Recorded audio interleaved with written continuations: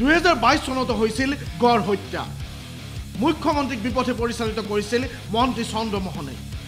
বনমন্ত্ৰীৰ বাবে 1 জানুৱাৰীত মুখ্যমন্ত্ৰীয়ে দিছিল ফুল তথ্য RTI তথ্যত ভয়ংকৰ সত্য প্ৰথমতে স্ক্ৰীনত দেখুৱাবলৈ বিচাৰিছো এখন বিশেষ RTI তথ্য এই RTI তথ্যত স্পষ্টভাৱে উল্লেখ আছে 2022 চনত কাজিৰঙাত এটা গড় হত্যা কৰা হৈছিল এই RTI তথ্য প্ৰদান কৰিছিল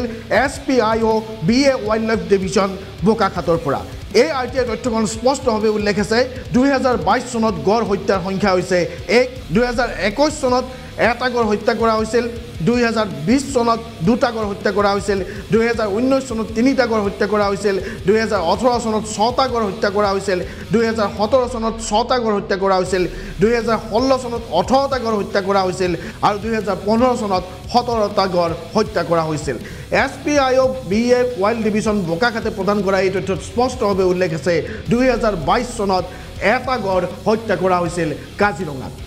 RTI তথ্যত স্পষ্টভাৱে উল্লেখ আছে 2022 চনত এটা গড় হত্যা কৰাৰ কথা কিন্তু তাৰ পাছত মুখ্যমন্ত্ৰীয়ে 1 জানুৱাৰীৰ দিনা সাংবাদিকৰ সৈতে হোৱা মত বিনিময় অনুষ্ঠানত দাবী কৰিছিল 2022 চনত এটাও গড় হত্যা হোৱা নাই কাজিৰঙাত কি কৈছিল মুখ্যমন্ত্ৰীয়ে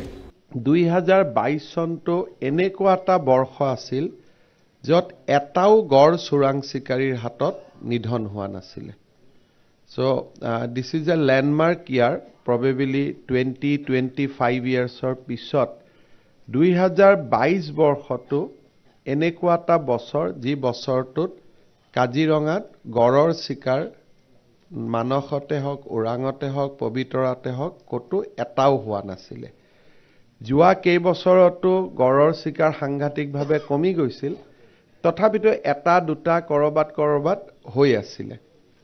এটো এটা আমাৰ কাৰণে সাংঘাতিক ইতিবাচক দিশ বুলি মই ভাবো যেটো সময়ত RTI তথ্যত স্পষ্টভাৱে উল্লেখ আছে এটা গড় কাজিৰঙাত হত্যা হোৱা বুলি সেই সময়তে মুখ্যমন্ত্ৰীয়ে দাবী কৰিছে বোকাখাতত বা কাজিৰঙাত এটাও গড় হত্যা হোৱা নাই বুলি এই যে পৰস্পৰ বিৰোধী মন্তব্য এই মন্তব্যৰ বাবে দৰাচলতে কোন জগৰীয়া অসমৰ মুখ্যমন্ত্ৰীক কোনে দৰাচলতে বিপথে পৰিচালিত কৰিছে বনমন্ত্ৰী চন্দ্ৰমোহন পাটোৱাৰী অসমৰ মুখ্যমন্ত্ৰীক বিপথে পৰিচালিত কৰিছে নেকি তাক লৈ প্ৰশ্ন উত্থাপন হৈছে যাৰ বাবে মুখ্যমন্ত্ৰীয়ে 1 জানুৱাৰীৰ দিনাই ৰাজ্যখনৰ জ্যেষ্ঠ সাংবাদিকসকলৰ সৈতে হোৱা মত বিনিময় অনুষ্ঠানত মিছা তথ্য প্ৰদান কৰিবলগীয়া হৈছে মুখ্যমন্ত্ৰী কিহৰ ভিত্তিত মিছা তথ্য প্ৰদান কৰিবলগীয়া হল তাক লৈ এতিয়া ৰহস্য অব্যাহত আছে বনমন্ত্ৰীয়ে যি বিপথে পৰিচালিত কৰিছিল তাৰ বিৰুদ্ধে এতিয়া তদন্ত হ'বনে কিয় বিপথে পৰিচালিত কৰিছিল মুখ্যমন্ত্ৰীক চন্দ্ৰমোহন পাটোৱাৰীয়ে কিয় এইদৰে অসমৰ মুখ্যমন্ত্ৰীক বিপথে পৰিচালিত কৰিছিল তাক লৈ এতিয়া প্ৰশ্ন উত্থাপন হৈছে আনহাতে যিগৰাকী ব্যক্তিয়ে RTI যোগে তথ্য লাভ কৰিছিল সেই ব্যক্তিজনে স্পষ্টভাৱে উল্লেখ কৰিছে তেওঁ কিদৰে এই তথ্য লাভ কৰিছিল আৰু 2022 চনত কিদৰে এটা গড় হত্যা হৈছিল ঠেকিয়াজুলি দিলীপ নাথ নামৰ ব্যক্তিগৰাকীৰ বক্তব্য এতিয়া শুনাবলৈ বিচাৰিছো মুখ্যমন্ত্ৰী দেৱক আসলতে বনমন্ত্ৰীয়ে কিবা ভুল তথ্য দিছে বুলি আমাৰ সন্দেহ হৈছে যেহেতু মুখ্যমন্ত্ৰী দেৱে কৈছে যে 2022 বৰ্ষটো আমাৰ কাজিৰঙাত এটা গড় হত্যা হোৱা নাই মোৰ হাতত থকা তথ্য মতে মাননীয় মুখ্যমন্ত্ৰী দেৱক হয়তো বন বিভাগৰ কোনো বিষয়ে আপোনাক ভুল তথ্য দিছে যে 15 বৰ্ষত 17টা গড় হত্যা হৈছিল 16ত 18টা 17ত 6টা 18 চনত 6টা 19ত 3টা 20ত 2টা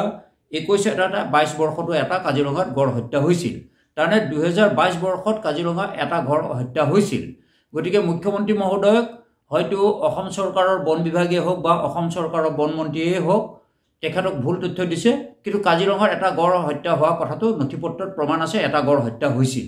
1 জানুৱাৰীৰ দিনাই মুখ্যমন্ত্ৰী স্পষ্টভাৱে উল্লেখ কৰিছিল কাজিৰঙাত এটা গড় হত্যা হোৱা নাই বুলি কিন্তু RTI তথ্যত স্পষ্টভাৱে উল্লেখ আছে 2022 চনত গড় হত্যা হৈছিল এইখন অসমতে গড় হত্যা হৈছিল কাজিৰঙাত তাৰ পাছত বনমন্ত্ৰীয়ে বিপথে পৰিচালিত কৰাৰ বাবে মুখ্যমন্ত্ৰীয়ে ভুল তথ্য দিব লগা হৈছিল এতিয়া মুখ্যমন্ত্ৰীয়ে বন মন্ত্ৰীৰ বিৰুদ্ধে ব্যৱস্থা গ্ৰহণ কৰিবনে মুখ্যমন্ত্ৰীয়ে বন বিভাগৰ বিৰুদ্ধে ব্যৱস্থা গ্ৰহণ কৰিবনে হেয়া বৰ্তমান সময়ৰ আটাইতকৈ ডাঙৰ প্ৰশ্ন